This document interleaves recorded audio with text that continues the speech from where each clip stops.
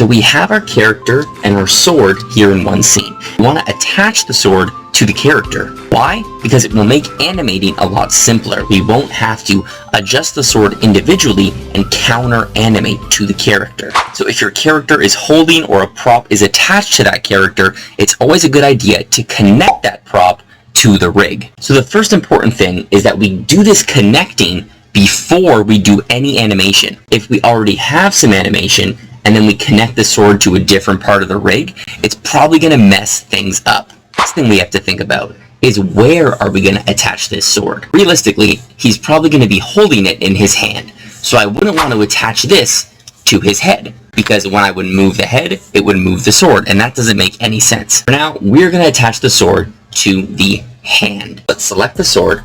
I'll cut it with Control X. I'll select this hand, press O, and I'll paste it somewhere over here. So for us, this is our hand peg, which is connected to the full wrist peg, which controls this. What will make this a lot easier is if you know where pieces are in your rig. So if you're working with a rig that you're unfamiliar with, it's a good idea to take some time and explore where each part is in the node view. So for us, this is our hand, and this is our sword. Your first reaction may be to plug the sword into the hand peg, because we want the hand to control it, so why not? And at first glance, it does work.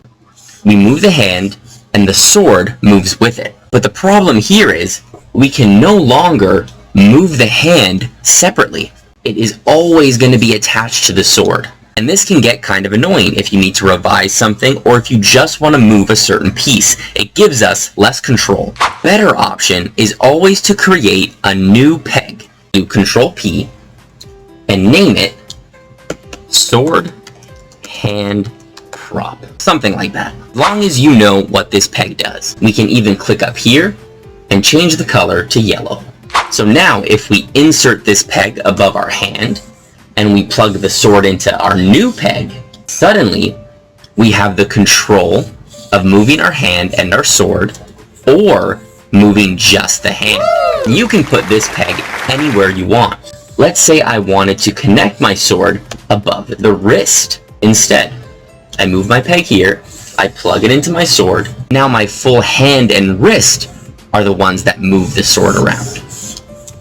But I can still move my wrist individually, and I can still move my sword individually from that.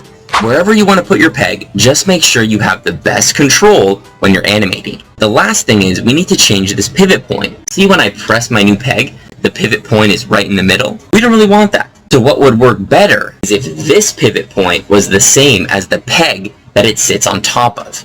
So we're gonna get our full wrist and get our new peg, and we'll just copy the pivot information. Even move our sword so it sits a little bit better in our character's hand. Now when we move our sword prop, the pivot point is the exact same as if we were moving the hand and wrist. Well, if I wanted to move this above my hand peg, I could just take the hand pivot point and copy that information over.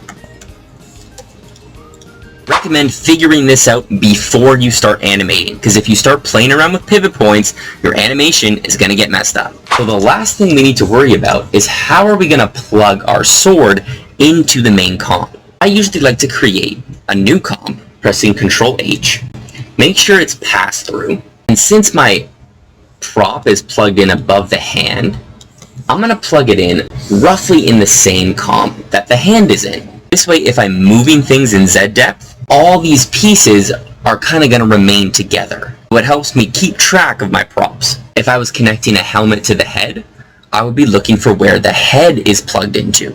That was a short video. Not that difficult, but it is very, very important. Remember, connect your props before you do any animation. Create a separate peg so you can control the prop or the character separately, and make sure that peg has the same pivot point as whatever peg it's sitting on top of. The little things like these can either save you or cost you a lot of time, especially further down the animation stage. Plus, if you hook your props up right, the revision team won't want to kill you when they get your shots. Questions, guys, post them in the comments. Thanks for watching, and I'll see everyone in the next video.